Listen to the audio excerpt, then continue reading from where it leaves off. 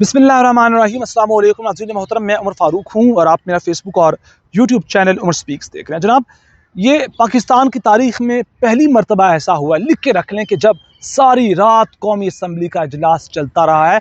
फजर की आज़ान और उसके बाद 6 बजे तक जो कौमी असम्बली के अरकान थे, MNAs थे, उनको भेड़ बकरियों की तरह बांध के बिठाया गया। दरवाजे बंद थे और उससे भी ज़्यादा हैरानकुन चीज़ ये कि 6 बजे सदर पाकिस्तान को उठाया गया, उनसे दस्तखत करवाए गए। इस चीज़ को फाइनलाइज करने के लिए, इस प्रोजेक्ट को कंप्लीट करने के लिए ये कांड इन्होंने रात को किया। इस दौरान फैसला ये भी हुआ कि 8 बजे सदर पाकिस्तान से हम दस्तखत करवाएंगे, लेकिन एक डर था, एक खौफ था कि 8 बजे से पहले अगर सुप्रीम कोर्ट ने दखल अंदाजी कर दी, अगर जस्टिस मंसूर अली शाह ने बीच में टांग अड़ा दी, तो क्या बनेगा? जो अरबों रुपए लगाएंगे वो ज़ाया हो जाएंगे। इतनी मेहनत, इतने घुटनों में बैठे मौलाना साहब के, लिहाजा ये 6 बजे प्रोजेक्ट कंप्लीट करके ये लोग जाकर सो गए। अब अंदाज़ा करें, इस सारे मामले के अंदर असल लड़ाई तो अब शुरू होगी। तो जनाब, अगर आपने मेरे चैनल को अभी तक सब्सक्राइब नहीं किया तो रिक्वेस्ट है कि प्लीज़ चैनल को सब्सक्राइब कर लीजिए, बेल आइकन पर क्लिक करें ताकि आपको बर वक्त मेरी वीडियोज़ मिलती रहें। एक खेल का पार्ट 1 था, थोड़ा आसान था इनके लिए, जैसे भी किया वो हो गया। अब पार्ट 2 शुरू होने वाला है। पार्ट 2 बहुत टफ हो सकता है।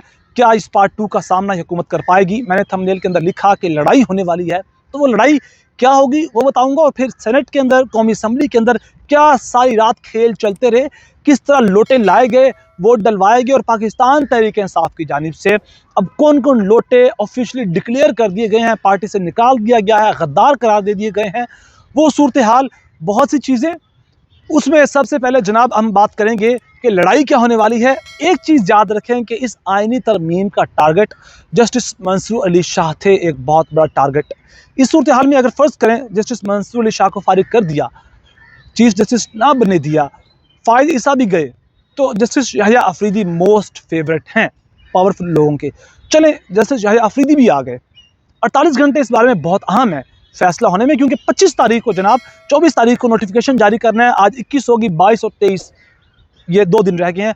फ़र्ज़ करें, मैं कह रहा हूँ कि ये जस्टिस याहिया अफरीदी आ गए, तो उस सूरत में भी जनाब जस्टिस मुनीब और जस्टिस मंसूर ये मौजूद रहेंगे। इनका अपना पास जो ये प्रैक्टिस एंड प्रोसीजर बिल है, इसके तहत वो बेंच का हिस्सा भी रहेंगे, गायब नहीं कर सकते। आगे बढ़ें, आगे 8 से 9 जजेस, वो 8 जजेस जिन्होंने जनाब ये आखिरी बार मखसूस नशिस्तों पर फैसला दिया, जिन्हें समझा जाता है कि ये जस्टिस मंसूर के टोले में से हैं और जस्टिस मंसूर PTI को सपोर्ट करते हैं, और आने वाले वक्त में अगर वो चीफ जस्टिस बनते हैं तो इनका क्या हाल करेंगे। और ये 8 से 9 जजेस के अंदर जनाब जस्टिस आयशा मलिक हैं, जस्टिस मजहर हैं, अतर मनिल्ला वगैरह, ये कहाँ जाएंगे? ये भी तो मौजूद होंगे। अब इस सूरत हाल के अंदर जस्टिस याहिया फ़र्ज़ करें चीफ जस्टिस बन जाते हैं, और फिर ये भी कहा जा रहा है कि वो बहुत स्ट्रेंज कैरेक्टर हैं, और ये भी है कि जनाब ना वो जस्टिस मंसूर के टोले में हैं और ना वो जनाब जस्टिस जो काजी फ़ाइज़ ईसा है उनके टोले में है। ये इनकी अपनी एक अलग 1.5 इंच की मस्जिद है। ये बड़े प्यार से तरीके से, जैसे मक्खन से बाल नहीं निकलता उस तरह ये निकल जाते हैं मामलात में से, और साइड किसी की खुलकर नहीं लेते, बायस नहीं होते, लिहाजा इसलिए काफ़ी ज़्यादा पसंद किए जाते हैं। अब समझ लें, एक चीज़ जो मैं आपको इधर डिस्कस करना चाहता हूँ कि इस वक्त जबकि जस्टिस याहिया अफरीदी जो होंगे वो चीफ जस्टिस बन चुके होंगे और उनके सामने मौजूद होंगे जस्टिस मुनीब और जस्टिस मंसूर अली शाह, जस्टिस अतर मनिल्ला जैसे तगड़े जो अपने मसल्स दिखा चुके हैं, वो चीफ जस्टिस के सामने ये जज साहिबान मौजूद होंगे। तो इस सूरत हाल के अंदर क्या वो इनको कन्फ्रंट कर पाएंगे? ये बड़ा अहम तरीन क्वेश्चन है। ये चैलेंजिंग सिचुएशन होगी जस्टिस याहिया अफरीदी के लिए, बहुत ज़्यादा इस चीज़ को लेकर चलना। और फिर उसके बाद ये जो इन्होंने एक अम्ब्रेला बनाने की कोशिश की थी, असल में ये सुप्रीम कोर्ट के ऊपर एक अम्ब्रेला, एक ताकतवर एक और बेंच या एक अदालत बनाना चाहते थे, वो नहीं बन पाई। वो एक आईनी अदालत बनाना चाहते थे जिसका ये जो सरबराह थे, या कह लें कि चीफ जस्टिस एक तरह से, वो जस्टिस कायद फ़ाइज़ ईसा को रखना चाहते थे।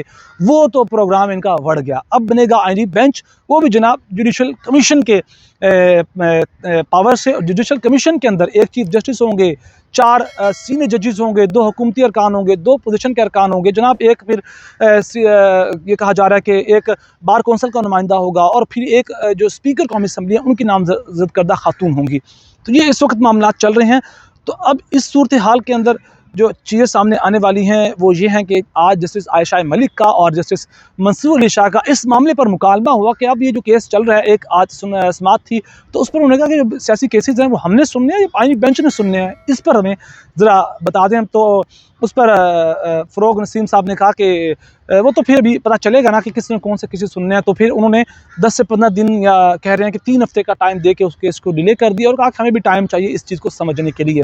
अब इस सूरत हाल में बढ़ते हैं कि जनाब कौमी असम्बली के अंदर क्या हुआ। कौमी असम्बली के अंदर टोटल जनाब जिस तरह लोटे लाए गए 212 हुकूमत के अरकान थे, लोग थे, उसमें 5 लोटे पाकिस्तान तहरीक इंसाफ के शामिल थे और 8 JUIF के लोग।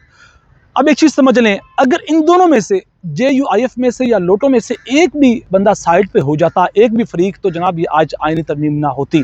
चलिए फ़र्ज़ करें मौलाना साहब ने इनका साथ दे दिया, 8 लोग दे दिए, लेकिन फिर भी इनको 5 लोगों की ज़रूरत थी।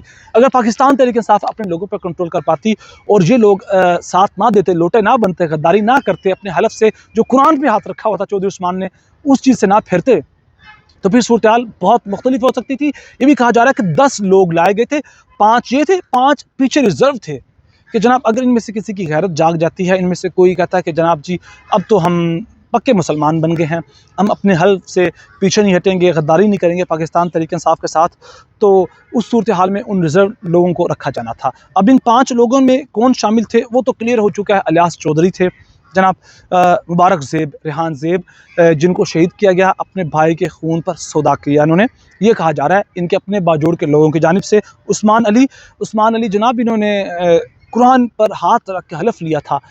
शायद इनका ताल्लुक कहा जा रहा है कि साहिवाल से है या एग्जैक्ट मुझे याद नहीं है, वो कुरान का हलफ कहाँ गया, कुरान की कसम कहाँ गई। फिर औरंगज़ेब खिची, साहिवाल से इनका ताल्लुक है, सॉरी औरंगज़ेब खिची का। फिर ज़हूर कुरैशी, ये शाह महमूद कुरैशी के रिश्तेदारों में से हैं, ये भी बिक गए अरबों रुपये में। इस सूरत हाल के अंदर अब जो 4 मज़ीद लोग जो कहा जा रहा है कि सेफ साइड के लिए जनाब वो रखे गए थे, उनमें जो नाम आ रहा है वो एक तो है जनाब रियाज फतेहाना, ये बाहर थे मुल्क से, इनसे कहा गया था कि आप पाकिस्तान में वतन वापस मत आइएगा, लेकिन आए। ब्रिगेडियर घुमन थे, मिक़दाद हुसैन थे, और चौथा नाम बहुत ही कंट्रोवर्शियल है, पता नहीं अल्लाह बेहतर जानता है कि ये क्या सीन था, ज़ैन कुरैशी, शाह महमूद कुरैशी के बेटे। शाह महमूद कुरैशी जो तकरीबन 1-1.5 साल से जेल में हैं, जेल काट रहे हैं, इमरान खान से वफादारी कर रहे हैं, उनको अपने बेटे पर बहुत यकीन था, ये कहा जा रहा है। लेकिन ये इनकी बहन महबूबा कुरैशी कहती हैं कि 16 तारीख से गायब थे और उन्होंने 20 तारीख को ट्वीट किया कि 16 तारीख से रब्ता नहीं हो रहा। लेकिन दूसरी जानिब जब ज़ैन कुरैशी की वाइफ को उठाया गया तो उनकी बहन जो महबूबा कुरैशी, उन्होंने 15 मिनट के अंदर ट्वीट कर दिया। कहा जा रहा है कि अगर 16 तारीख से रब्ता नहीं हो रहा था तो 4 दिन किस चीज़ का इंतज़ार किया गया। ज़ैन कुरैशी का एक वीडियो बयान भी आया, वो कह रहे हैं मेरे बारे में जो बातें चल रही हैं वो सरासर गलत हैं, मैं इमरान खान के साथ खड़ा हूँ, लेकिन सवालिया निशान हैं। इस सूरत हाल के अंदर पाकिस्तान तहरीक इंसाफ क्या करती है, अली मीन गंडापुर कहाँ हैं, कल वक्त था एहतजाज का, एहतजाज नहीं किया गया, कहाँ रही पाकिस्तान तहरीक इंसाफ, ठोक बजा कर अपनी पावर दिखाती, लेकिन वो नहीं किया गया। इमरान खान ने बुलाया, आज के दिन बुलाया था 4 लोगों को, अली मीन गंडापुर को, दीगर उमर अयूब, शिबली फराज और मलक अहमद भच्चर पंजाब से, उनको जो सदारत करते हैं PTI की, लेकिन इमरान खान के साथ मुलाकात पर ताहुक्म सानी पाबंदी लगा दी गई है। वजह ये कि कोई कह ना दे कि एहतजाज करो, ये मामला ख़त्म ना हो जाए। तो देखते हैं चीज़ें किस तरह अनफोल्ड होती है, लेकिन अब ये लड़ाई शुरू हुई है और लड़ाई कहीं जाकर ही ख़त्म होगी, ये चीज़ें इस तरह नहीं ख़त्म होगी। अब देखते हैं इसके नतायज क्या सामने आते हैं, ये आईनी तरमीम क्या है। अगली वीडियो के अंदर मैं आपको तफसील के साथ बताऊंगा, एक स्टेप वाइज करके, कि ये असल में आईनी तरमीम में हुआ क्या है या क्या होने जा रहा है पाकिस्तान की अदलिया के साथ, पाकिस्तान के निज़ाम अदल के साथ। अपना बहुत सारा ख्याल रखिएगा, चैनल को ज़रूर सब्सक्राइब कीजिएगा। अल्लाह ने के बाद।